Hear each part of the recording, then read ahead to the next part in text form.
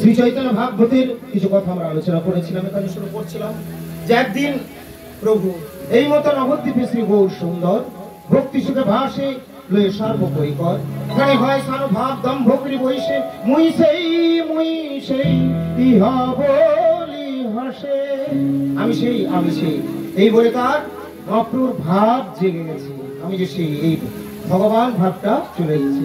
তাই বলছে হইলেন মহাপ্রভু যে হেন অক্রুর সেই মতো কথা কহে বাহ্য গেল দূর। শ্রী চৈতন্য ভাগবতে মধ্যখণ্ড ৩য় অধ্যায় থেকে কিছু কথা আলোচনা করছে।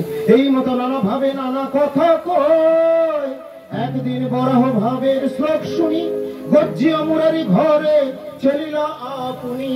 বরারি ভাবে শ্লোক শুনেছেন ভাগবত কথা থেকে এবং ভাব তার জেগে গেছে। এই মুরারির ঘরে চলে গেছে। মুরারির প্রতি বড় প্রেম, হনুমান প্রতি প্রভু রামচন্দ্র। মুরারির ঘরে গেল শ্রী শচীনন্দন, সম্ভ্রমে করিল গুপ্ত চরণে বন্দন। চরণ বন্দন করলেন মুরারি। এই মুরারিকে জানেন তো? মুরারি হলো হনুমানের অবতার।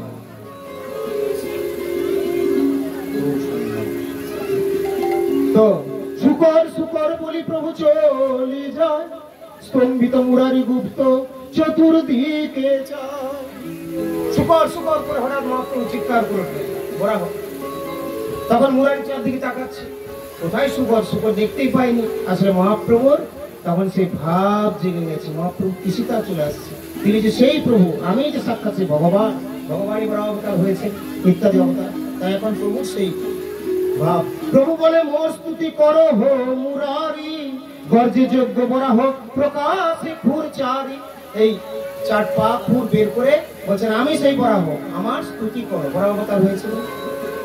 স্তব্ধ হইলা মুরারি অপূর্ব দর্শনে, কি বলিবে মুরারি না আইসে বদনে। মুরারি কি বলবে, মুখে ভাষা পাচ্ছে না, খুঁজে পাচ্ছে না আমি কি বলবো। তাই কম্পিত মুরারি কহে করিয়া মিনতি, তুমি সে জানো প্রভু তোমার যে স্তুতি। প্রভু আমি আপনার স্তুতি জানি না, আপনি যা স্তুতি হোক করার করে নেই, আমি জানি না অত কি স্তুতি করব। তখন অনন্ত ব্রহ্মাণ্ড যার এক ক্ষণে ঘরে সহস্র বদন হই যার স্তুতি করে।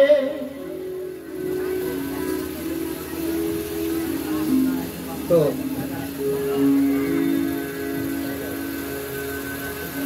তবু নাহি পায় অন্ত সেই প্রভু কয়, তোমার স্তবেতে আর কে সমর্থ হয়। এই বলে প্রভুর কাছে নত হচ্ছেন মুরারি, বলছেন প্রভু আমি আপনার স্তবকে আর করতে পারি। তো যাই হোক, মুরারি হলেন শ্রী হনুমানের অবতার। তার কাছে বিশেষ কৃপা করে মহাপ্রভু দিয়েছেন এবং এই বরাহ ভাব তিনি নিজেই তার গৃহে ঠাকুর ঘরে যে জলের পাত্রটি রাখা ছিল দাঁতে করে মুখে করে তুলে নিজেই পান করলেন এইভাবে, এবং এই বরাহ অবতারের সেই লীলা তিনি প্রকাশ করলেন। হস্ত করে মুখ মোর নাহি করেছেন, এই মতো মেদে মোরে কয়ে বিড়ম্বন। বেদে কোথাও বলা আছে যে তার হাত পা নেই, বলছেন এগুলো বিড়ম্বনার কথা, আমার হাত পা নেই এই বলছেন। এই বলে তার খুব সুন্দর লীলা কথা। এখানে আবার বেশ সুন্দর প্রসঙ্গ তারপরে রয়েছে। মুরারির সহিত গৌরাঙ্গ জয় জয় জয় যজ্ঞ বরাহ সেবক রক্ষাময়। এই মতো সর্বসেবকের ঘরে ঘরে কৃপায় ঠাকুর জানাইলেন আপনারে। শুধু মুরারির নয়, বাকি অন্য সেবকের ঘরে ঘরেও তিনি গেলেন। চিনিয়া ঠাকুর জানান আপনার, পাষণ্ডীরে আর কেহ ভয় নাহি করে।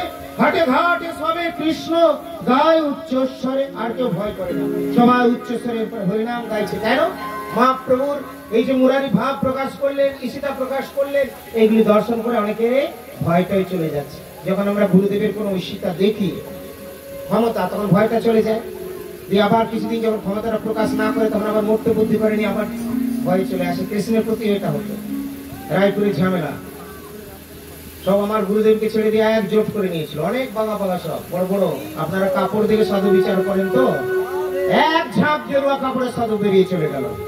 গুরুদেব ফু দিয়ে দিলেন, শুধু সাফ ব্রজের লোক আপনার ভোটে আসেননি, কতকগুলো এখন আমাদের প্রচারক হয়েছে।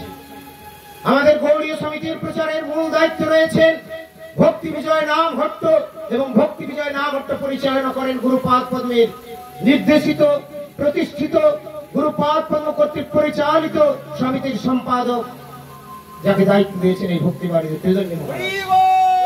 আপনারা যদি নাম ভট্টের আনুগত্য থাকেন, তাহলে গৌড়ীয় সমিতির আনুগত্য থাকা হবে, তা না হলে অদূর ভবিষ্যতে গৌড়ীয় সমিতি থেকে আপনারা অটোমেটিক্যালি আউট হয়ে যাবেন, কেননা ত্রিদণ্ডী মহারাজ আউট হবে। এর হাজারো পরীক্ষা ভগবান নিয়ে আপনাদেরকে চোখ খুলে দেখিয়ে দিয়েছেন। বহু ব্রহ্মচারী সন্ন্যাসী মহারাজ তলিয়ে গিয়েছে, কিন্তু গুরুপাদ পদ্মের চরণ ধূলি প্রাপ্ত এই ত্রিদণ্ডী মহারাজ গুরুপাদ পদ্মে ছিলেন, আছেন, আর থাকবেন। একদিন আমাকে সুমিত্র হয়তো বলছিলেন যে আপনি যে বন্ধু বন্ধুর মতো তো ভক্তি, বলেন এটার কি কোনো গ্যারেন্টি দিতে পারেন? বলেন না, পারি না, কিন্তু ভগবান যদি কোনো ক্ষেত্রে গ্যারেন্টি দেন, তাহলে ভগবানের হয়ে নিশ্চয়ই গ্যারেন্টি দিতে পারবো, বাকিটা আমার আর বলার প্রয়োজন নেই। ভগবান যদি গ্যারেন্টি দেন, সেই গ্যারেন্টি কখনো ফেল করবে কি? বাকিটা ভগবানের সঙ্গে যারা সাক্ষাৎ হবে তারাই জানবে। মধুর পরমানন্দ শ্রী গুরুপাদ ব্রজাগত মহাজন এক ঝাঁক সাধু সন্ন্যাসী তার কাছে ছিল ছোটবেলা থেকে। গুরুপাদ পদ্ম নির্জন ভজন, নিজ গৃহে থেকে ভজন আনন্দে থাকেন, বাইরে দায় দায়িত্ব সেবকরা পরিচালনা করে। টাকা পয়সা লোকজন দুদিন 4 দিন পরে আস্তে আস্তে আস্তে আস্তে গুরুপাদ পদ্মের কথা অতটা লোকে গুরুত্ব না দিয়ে, না ভেবে, না বুঝে মিসগাইড হয়ে গেল। অন্যের দ্বারা অন্য ব্রহ্মচারী প্রভু মহারাজ কর্তৃক যেতে যেতে পরে ভেসে গেল। ওই জন্য গুরুদেব বলেন যে বৈষ্ণব বৈষ্ণব করে গুরু ছেড়ে ফেললে চলে গেলে বৈষ্ণব ভ্রষ্ট। তুমি কোন বৈষ্ণবের কথা বলছেন? যারা ভ্রষ্ট হয়েছে তাদের কথা, যাদেরকে তোমরা বৈষ্ণব মনে করেছিলে, আসলে বৈষ্ণব ভ্রষ্ট হন না, তাহলে তারা বৈষ্ণবই হতে পারেননি, তো ভ্রষ্ট হবে না কেন? বৈষ্ণব হয়নি তো। বৈষ্ণবের অনেক ডেফিনেশন আছে, কিন্তু সহজ সরল হলো ভগবানের আদরের পাত্র, ভগবানের হৃদয়ের ধন, ভগবানের মাথার মুকুট, নয়নের মণি, ভগবানের বক্ষে পদে চিহ্ন রেখে দেন, এই হলো বৈষ্ণব ভক্তি। মোদী পরমানন্দ শ্রী গুরুপাদ পদ্মের কাছ থেকে অনেক সাধু সন্ন্যাসী ব্রহ্মচারীরা গুরুপাদ পদ্মকে মত্ত বুদ্ধি করে চিনতে না পেরে পথভ্রষ্ট হয়ে চলে গিয়েছে। আমি আমার গুরুপাদ পদ্মের ছাড়ুদার হতে পেরেছি বলে এরা অনেক সময় গুরুগত প্রাণ ত্রিদণ্ডী মহারাজ কি জয় বলে জয় দেয়। আমাদের ভক্তরা গুরুপাদ পদ্মে আশ্রিত রয়েছে, তরুণ তরুণেরা প্রভৃতি। আমি বলি না না ভাই, গুরুগত প্রাণ বলো না, ওটা হতে অনেক সময় আছে, অতটা হতে পারিনি। তোমরা বলছো, তোমাদের ব্যাপার তো ওটা বলার দরকার নেই। আর মনে পড়ে গেলে রাস্তারা যখন আসি আপনারা কাপড় বিছিয়েছেন, বৈষ্ণব গুরুদেবের একজন সেবক আসছে, তাকে সম্মান করেছেন, পুষ্প দিয়েছেন। তবে এই পুষ্প টুষ্প আবার অন্যত্র যখন হবে, আমি বারবার বলবো করে ভুলে যাই। এটা আমার ক্ষেত্রে আপনারা দেবেন না, বা এটা মহাভাগবতের ক্ষেত্রেই দেবেন, গুরুদেবের ক্ষেত্রে দেবেন। আমার বা আমাদের মতো এদের ক্ষেত্রে প্রণাম করবেন, মালা দিচ্ছেন, গলায় মালা দেবেন। কোথায় একটু পুষ্প বর্ষণ করলেন, সেটা আমি পুরোপুরি আপনাদের না করবো না, কেউ যদি করছেন সেটাও করতে পারেন। তবে পুষ্প বিছানোর দরকার নেই, কিন্তু যদি কেউ কারোকে সেরকম বৈষ্ণব বুদ্ধি করে থাকেন, সেটাকে আবার বন্ধ করা তো যায় না। তাই সেটা বলবো আপনারা অন্তরে করবেন। মানুষে অনেক রকম সেবা করা যায়, যেমন গুরুদেব চরণ ধুলি দেবেন না, চরণামৃত দেবেন না, দিতে নেই, মহাপ্রভু দেননি, গুরুদেব দেবেন না, বৈষ্ণববৃন্দ দেবে না। কোন বৈষ্ণবের প্রতি যদি শ্রদ্ধা থাকে আপনি মানসে করবেন, মানসেও তো করা যায়, সেটাও তো একটা বিরাট প্রাপ্তি হয়ে যাবে যদি আমরা মানসেও গ্রহণ করিনি, ভাবে না? তাই আমরা সেইভাবে গ্রহণ করব।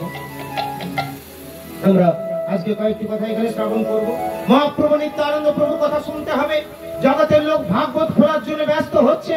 প্রথমের কথাই যদি আমরা আলোচনা করতাম, এখানে দেবানন্দ পণ্ডিতকে বলে দিয়েছেন, ওহে দেবানন্দ, তুমি এখন ভাগবত পড়ার যোগ্য নও, আগে বৈষ্ণবের পদ ধরে খাও, বৈষ্ণবের বর্ণনা খাও, তবে তো তোমার মুখে ভাগবত আসবে। ভাগবত খুলে বসে গেল। প্রথমে রাসলীলা, শিবজি এন্ট্রান্স পাচ্ছেন না, শিবজিকে ফিরিয়ে দিলেন, যমুনা দেবী আবার কৃপা করলেন, তবে শিবজি পুনরায় আসছে, আর তুমি ভাগবত শুনবে, যাও ভক্ত ভাগবতের চরণ তলে লুটিয়ে পড়ো। ভাগবত ব্যবসার বস্তু নয়। দুটো কথা বলে রোজগার করে চলে আসলাম। খুব সুন্দর গাইলেন ঠাকুরদা, ঠাকুর মশাই দারুণ দিলেন। আর কোলের চাপড়ের কি বাহাদুরি, উঠে নেমে শুয়ে পা তুলে পা নামিয়ে, আর কত সুন্দর শুনছে কীর্তনে, এত সুন্দর সুন্দর করুণ করুণ কথা বলছে যে মা বোনেদের চোখে দরদর করে জল গড়িয়ে পড়ছে। যেই না কীর্তন শুনে গেল, ঘরে আবার গরম গরম মাছের ঝোল না হয় মাছ ভাজা। সাধু এরকম শোনান না। সাধু পয়সা নেওয়ার জন্য কীর্তনী এসে যে বেরোননি। আমার গুরুদেব 5 বছর বয়স, 7 বছর বয়সে তার উপনয়ন হয়ে মঠে থেকে গিয়ে এই হলো প্রকৃত শুদ্ধ কীর্তনকারী। তার একটা পয়সা করেন না, তবে ভক্তরা তাদের তো দেওয়া উচিত। আজকাল অবশ্য গুরুপাল কোনো কারণে বলছেন না, উপযুক্ত স্টেজ করতে হবে, খরচ খরচা করতে হবে ভক্তদের জন্য। কেন বলছেন গুরুদেব? চিন্তা করলেন আমি এসেছি আসক্তি ছাড়ানোর জন্য।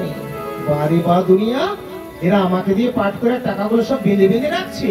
মেয়ের বিয়ে, ছেলের বিয়েতে প্রচুর খরচ করবে, আর ভগবানের সেবায় একটা ফাটা ফুটো পর্দা কিনে বলবে একটা মাইক, এ মাইকম্যান তোমাকে 300 টাকা দেবো, হবে না? মাইকম্যান কি করবে বলো? তারপরে বলবে একটা ধর্মের অনুষ্ঠান তুমি জানো না, ভালো করে করবে না, তো তারটা তুমি দাও। তুমি রাস্তা দিয়ে পেরিয়ে যাচ্ছ, তোমার ভক্তির ভোগ আছে, ভাব আছে, মিষ্টির দোকানের মিষ্টি গুলো তুলে নিলে, বললে আমি ভোগ দেবো, তোমাকে পুলিশ তো ভাই হাত করা দেবে, তোমার দোকান তো নয়। তাই এগুলো আমাদের বুঝতে হবে। যার যেমন জায়গা সেখানে যে যেটা করছে করুক, তোমরা তোমাদেরটা তো করো। মহারাজ, আমি একটা লটারির টিকিট কেটেছি, যদি উঠে সবটা আমি ভগবানের সেবায় লাগিয়ে দেবো, না লাগিয়ে দেবো, লাগিয়ে দেবো। আরে ভাই, সবটা তো লাগিয়ে দেবে লটারি পেলে। আমি বলবো যেটা পেয়েছো, যেটা আছে তার কিঞ্চিত লাগাও। অনেকে বলেন মহারাজ নাকি মহারাজের বাড়িতে পূর্বাশ্রমে মঠ করছে। করিনি, করবো না। যদি করেন গুরুদেবী করবেন, তবে নামহট্ট ভবন প্রতিষ্ঠিত হয়েছে, আজকে নয়, গুরু কৃপায় হয়েছে, বহুকাল আগে হয়েছে। সবটার জবাব দিয়ে তুমি আপনাদেরকে নিয়ে করবো না।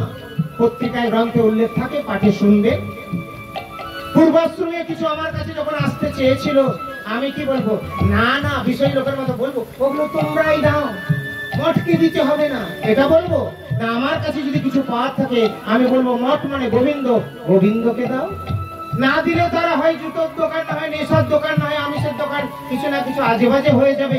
আমার সহানুভূতি, আমার দুটো স্পিচের মাধ্যমে যদি গোবিন্দের সেবায়, গুরু সেবায় অর্পিত হয়, সেটা দোষ কোথায় আছে পৃথিবীর মধ্যে কেউ আমাকে বলে দিতে পারবে? তাই কারো যদি কিছু পাওয়ার প্রাপ্তি থাকে, তিনি তো দেবেন। ওটার দিকে দৃকপাত না করে আপনাদের গুলো দিন না। আমি গৌড়ীয় সমিতির সেক্রেটারি গুরুপাদ নগণ্য ভৃত্য হিসেবে দায়িত্ব নিয়ে বলছি, আমি সবগুলো গৌড়ীয় সমিতির নামে রেজিস্ট্রি করে দেবো। আসুন, শুধু বাধ্যায় প্রতিষ্ঠিত ভক্তি বিজয় না হতে নয়, সেটা হয়তো আমার অধীন ছিল, আমি করে দিয়েছি। শুধু বাগদায় প্রতিষ্ঠিত ভক্তি বিজয় নহট্ট আমার পূর্বাশ্রম বার্থ প্লেস বলে নয়, আপনাদের সবার গুলো দিন। আমি গ্যারান্টি দিচ্ছি, সমিতির রেজিস্ট্রার, সমিতির সেক্রেটারি হিসেবে আমি আমার গুরুপাদ পদে গৌড়ীয় সমিতিতে পৌঁছে দেবো। আমি গ্যারান্টার হয়ে সমিতির নামে যে কন্ডিশনে যেভাবে রেজিস্ট্রি করা হয়েছে সেইভাবেই করবো। কে কে দেবেন আপনারা হাত তুলুন। দেখেছেন তো? দাঁড়ান,